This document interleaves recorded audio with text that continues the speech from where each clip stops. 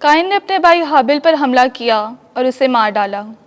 ہمارے لیے آج کی پہلی تلاوت تکوین کی کتاب 4 باب، پہلی تا 15ویں اور پھر 25ویں آیت مقدسہ۔ ان دنوں میں آدمی اپنی بیوی ہوا کے پاس گیا اور وہ حاملہ ہوئی اور اس سے قائن پیدا ہوا، اور وہ بولی کہ مجھے خدا کی مدد سے ایک بیٹا حاصل ہوا۔ پھر اس کا بھائی حابل پیدا ہوا۔ حابل بھیڑ بکریوں کا چرواہا اور قائن کسان بنا۔ کچھ مدت کے بعد یوں ہوا کہ قائن اپنی زمین کے پھل سے خدا کے واسطے ہدیہ لایا، اور حابل بھی اپنی پلوٹھی اور موٹی بھیڑ بکریوں میں سے لایا، اور خدا نے حابل کو اور اس کے ہدیے کو منظور کیا، پر قائن اور اس کے ہدیہ کو منظور نہ کیا۔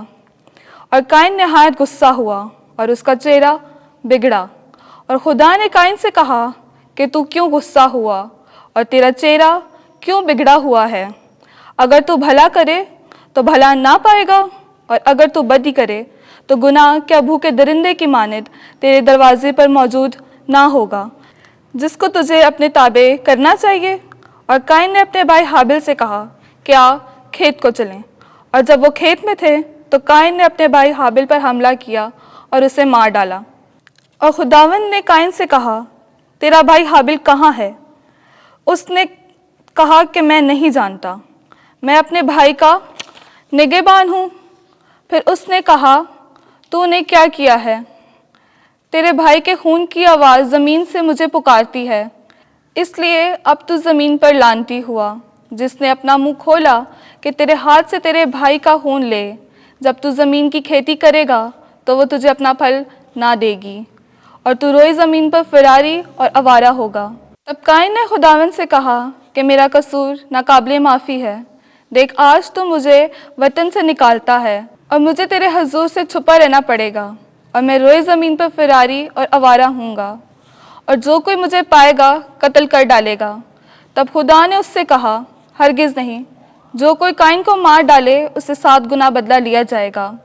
اور خدا نے قائن کے لیے ایک نشان ٹھہرایا کہ کوئی اسے پا کر مار نہ ڈالے۔ آدم پھر اپنی بیوی کے پاس گیا اور اس سے ایک بیٹا پیدا ہوا، اور اس نے اس کا نام شیت رکھا، اور کہنے لگی کہ خدا نے حابل کے عوض جس کو قائن نے قتل کیا مجھے دوسرا فرزند دیا ہے۔ پاک کلام کے پڑھے اور سنے جانے پر خدا کی برکت ہو۔ زبور 50 جماعتی جواب۔ تو خدا کے حضور حمد کی قربانی گزران۔ خدا نے کلام کر کے دنیا کو بلایا ہے، آفتاب کی جائے طلوع سے لے کر اس کی جائے غروب تک۔ میں تجھے تیری قربانیوں کی بابت ملامت نہیں کرتا، کیونکہ تیری سوکھنی قربانیاں ہر وقت میرے سامنے ہیں۔ جماعتی جواب۔ تو خدا کے حضور حمد کی قربانی گزران۔ تجھے میرے کام بیان کرنے سے کیا کام ہے، اور تو میرے عہد کو اپنی زبان پر کیوں لاتا ہے؟ جبکہ تو تربیت سے نفرت کرتا ہے اور میری باتوں کو پیٹھ پیچھے پھینک دیتا ہے۔ جماعتی جواب۔ تو خدا کے حضور حمد کی قربانی گزران۔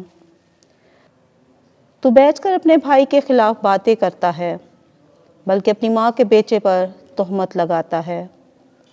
جب تو یہ کرتا ہے تو کیا میں خاموش رہوں؟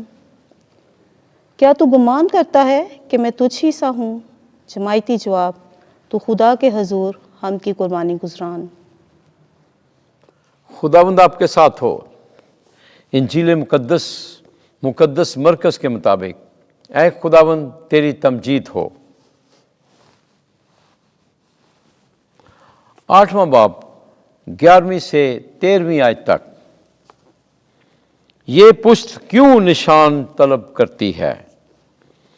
اس وقت فریسی نکل کر یسوع سے بحث کرنے لگے اور اسے آزمانے کے لیے آسمان سے کوئی نشان اس سے طلب کیا۔ اس نے گہری آہ کھینچ کر کہا، یہ پشت نشان کیوں طلب کرتی ہے؟ میں تم سے سچ کہتا ہوں کہ اس پشت کو کوئی نشان دیا نہ جائے گا۔ اور وہ انہیں چھوڑ کر پھر کشتی پر چڑھ کر جھیل کے پار گیا۔